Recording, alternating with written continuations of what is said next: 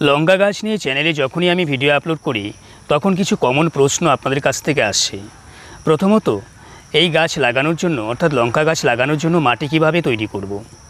গাছে প্রচুর পরিমাণে ফুল আসছে কিন্তু ফল পরিণত হবার আগেই ফুলগুলি ঝরে পড়ে যাচ্ছে, অথবা গাছে ফুল আসছে না, গাছ অনেক বড় হয়ে গেছে। এবার আমরা কি সার দেব? গাছের পাতাগুলি কুঁকড়ে যাচ্ছে, এই কোঁকড়ানোর হাত থেকে গাছকে কিভাবে রক্ষা করব। নমস্কার বন্ধুরা, আমি সঞ্জয় আর আপনারা দেখছেন my roof my garden YouTube channel. আপনাদের যাবতীয় প্রশ্নের উত্তর দেওয়ার জন্য স্পেশালি আজকের এই ভিডিওটা। কেমন আছেন আমার বাগানবাসী ভাই বন্ধুরা? কেমন আছে আপনাদের বাগান? আমার বাগান মোটামুটি ভালো, তবে বাগানে কাজ একদম করতে পারছি না বৃষ্টির জন্য। এখন যে ভিডিওটা তৈরি করছি এখনও কিন্তু হালকা বৃষ্টি পড়ে যাচ্ছে, তারপরেও আপনাদের চাহিদা পূরণ করবার চেষ্টা সবসময় করে যাচ্ছি। আপনাদের প্রয়োজন মতো ভিডিও তৈরি করবারও চেষ্টা করছি। লঙ্কা গাছের আপনাদের যত সমস্যা আছে সব সমস্যা দূর হবে আজকের এই ভিডিওতে। মাটি তৈরি থেকে শুরু করে কি কীটনাশক দেবেন, ফুল না আসলে কি করবেন, এবং ফুল আসার পর যেন সেই ফুলগুলি ঝরে পড়ে না যায় তার জন্য কি করবেন, সব তথ্যই তুলে ধরব আজকের এই ভিডিওতে। আমাদের ছাদ বাগানের একটি অতি প্রয়োজনীয় গাছ হলো লঙ্কা। রান্নাঘরে লঙ্কার যোগান আপনি সারা বছর দিতে পারবেন এই ধরনের 2-3টা গাছ যদি আপনার বাগানে থাকে।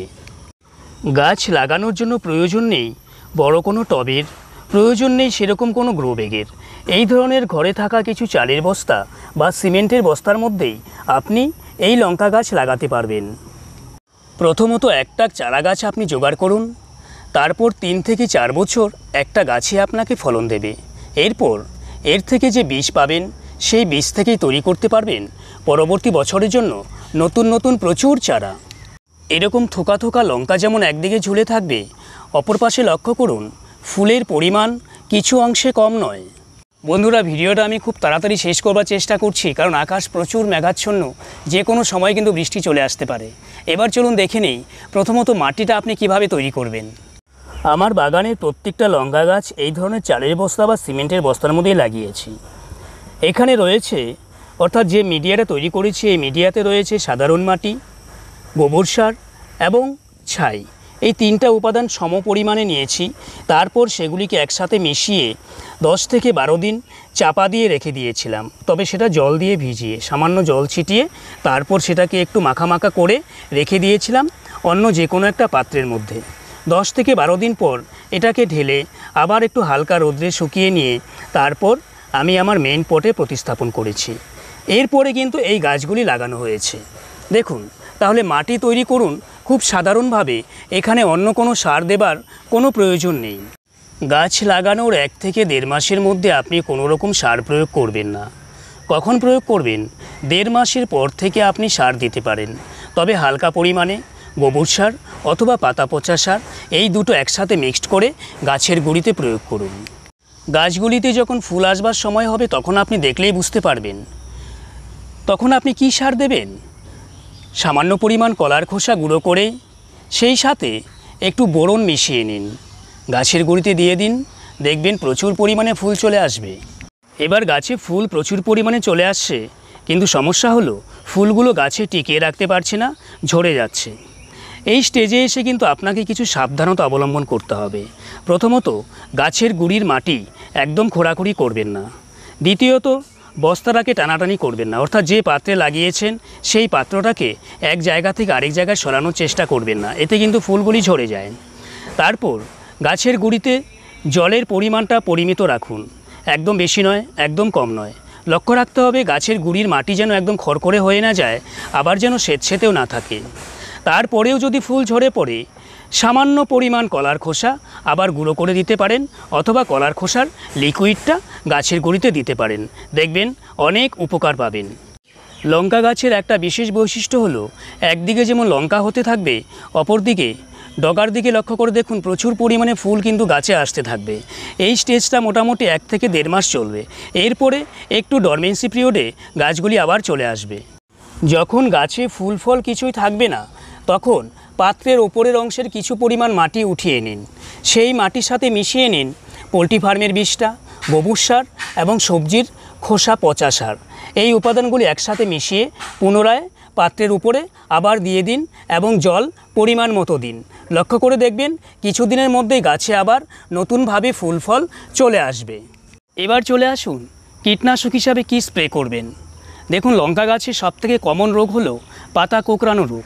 এই রোগের হাত থেকে বাঁচার জন্য আপনাকে কিন্তু সপ্তাহে একটা রুটিন করে স্প্রে করে যেতে হবে। সেটা আপনি ঘরোয়াভাবে যদি করতে চান তাহলে হলুদের জল স্প্রে করতে পারেন। উনুনের ছায়ে গুলিয়ে রেখে সেই জলটা একটু ছাঁকুনি দিয়ে স্প্রে করতে পারেন, অথবা নর্মাল ছাই গাছের পাতাতে ছড়িয়ে দিন। তবে সেটা বেশি পরিমাণে দেবেন না, সপ্তাহে একদিন।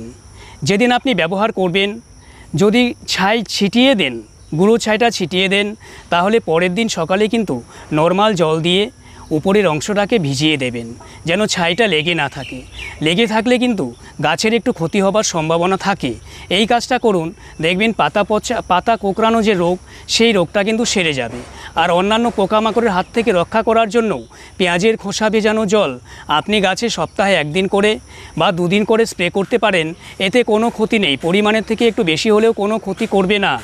আমি কিন্তু ঠিক এই পদ্ধতির মাধ্যমেই আমার বাগানে লঙ্কা গাছগুলি গড়ে তুলেছি, সম্পূর্ণ জৈব পদ্ধতির মাধ্যমে।